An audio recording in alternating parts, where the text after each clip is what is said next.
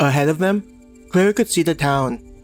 Already, there's a cart leaving the business near the edge of the town with several groups of adventurers surrounding the vehicle. I guess there have been more adventurers that chose hot weapons. Paired up with those waiting near the carts, Don said, noticing the vehicle. When they made the turn to head towards the town, they had decided to walk together in a group. With being so close to the town, there wasn't a risk of encountering any monsters or bandits. In addition, on their way back, they had run into several carts, like them, on their way to the mine. Trilly had stopped each one to warn them of the high number of rock lizards to make sure the groups were alert. With no ability to communicate over a long distance, telling the drivers directly was the best option available. Abby and Cammy both took turns informing the groups, while the carts had stopped so Trilly could let the other drivers know about the situation. The adventurers were grateful for the information, telling them that they'd buy them a round of drinks when they had a chance. Some of the adventurers were from the underground cities, so they promised to make it up to Abby and Cammy for the help. Seeing the cart begin to make their way to them, Claire couldn't help but think about how much a single job had changed them.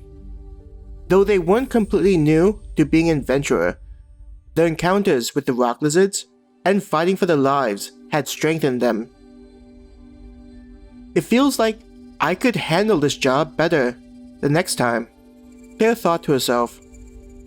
I guess I can understand what Yev was trying to tell us about taking each job being the building blocks for becoming something better than when you start out. Her eyes looked at each of the adventurers in the cart ahead of them, noticing similar elements on them that reminded her of herself. As they got close to one another, Trilly stopped the cart and waved the other driver down. While Trilly was explaining the dangers near the mine, Claire walked over to one of the adventurers. Though she didn't have her sister's confidence when interacting with strangers, she wanted to try it out. Making her way to the group, one thing Claire noticed was how it was a group entirely composed of women. They had a mixture of laser rifles and pistols.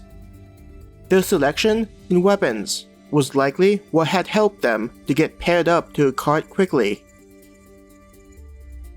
One of the women close to her age made eye contact with Claire. The girl brushed back her brunette hair as the wind blew past. "Hi, I'm Claire." Claire introduced herself. The girl returned an awkward smile. "Hello, my name's Pada." With a hand indicating to Trilly and the other driver, Claire said, "While they're talking, I thought I'd come over and chat." "Did you take the same job?" Pada's brown eyes looked at the large mound of ores in the cart. Claire nodded. "Yeah. It took some time. We ended up running into a large number of rock lizards, which made it take longer than it should have." Rock lizards? Pada tilted her head, unfamiliar with the monsters. Just think of them as flat-looking lizards with tons of rocks on their backs. They like to conceal themselves and wait until their prey comes close. I've been told that their venom is quite painful to experience. Claire tried to make the description to be lighthearted, an attempt to not frighten the girl.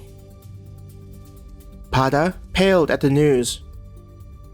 Worried that she overdid it, Claire quickly said, "They don't move quickly. If you spot them first and keep your distance." She pointed at the rifle on Pada's back. "You just need to test out rocks by firing at them with your weapons."